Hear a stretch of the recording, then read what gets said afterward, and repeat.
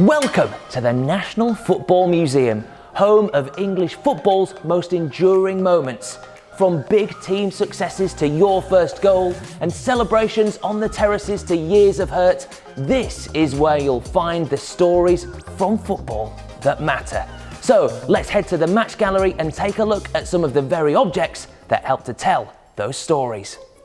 Before 1863, football was played very differently in different parts of the country. Now, that might sound quite fun and exciting, but it did present some problems when teams wanted to play each other because they simply couldn't agree on the rules. So in 1863, a group of pioneers formed the Football Association, led by Ebenezer Cobb Morley, determined to set down those rules. And this book is those rules. This is the laws of the game, the minute book that set the foundations for the modern game of football we know and love today. And what minutes they were. They put down everything that was to become the sport. Of course, some of those rules haven't survived to modern football, such as back in the day, you're actually allowed to hack and trip your opponents, which of course you can't do anymore, much to the disappointment of some modern players.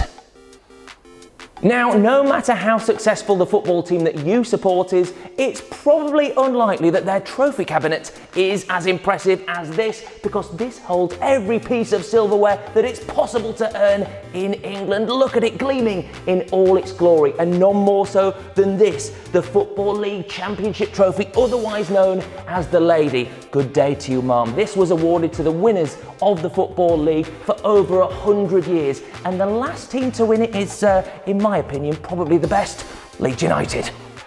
Perhaps the most famous cup competition in the world is the FA Cup. It dates all the way back to 1872, but one of its most famous finals took place in 1953 and became known as the Matthews Final because of the man who wore that shirt and those shorts and those socks, Stanley Matthews. He made sure that he turned the game around for his team Blackpool and made an almost certain defeat become a memorable victory.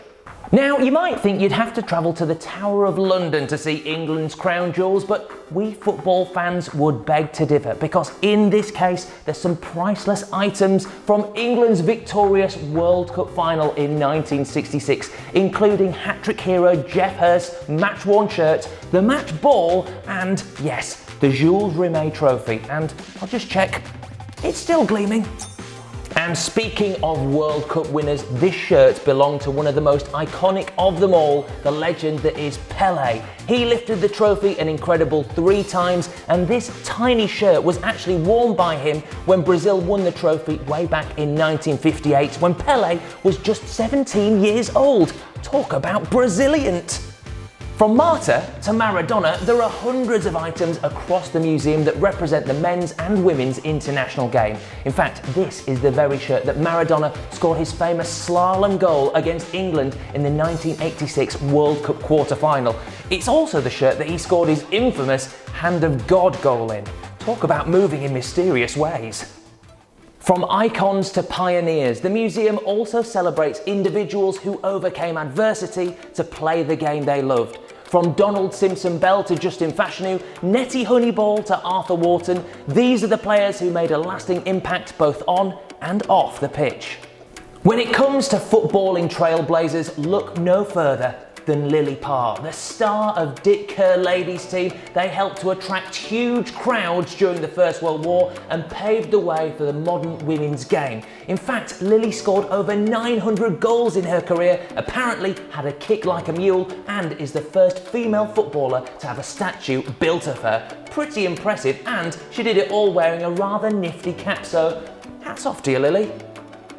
Rashford won, Boris 0. Not a scoreline you'd expect to see on a Saturday afternoon, but this is the message that was attached to the Welcome to Wythenshawe sign during Marcus Rashford's 2020 campaign to help raise millions of pounds to feed vulnerable people. And this, for me, is one of the star objects in the museum. It shows that football doesn't just have to be restricted to what happens on the pitch. It's a sport that can benefit and impact all of our lives.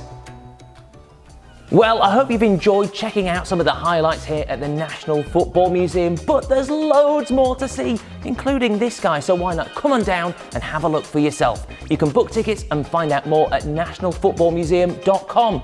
We'll look forward to seeing you.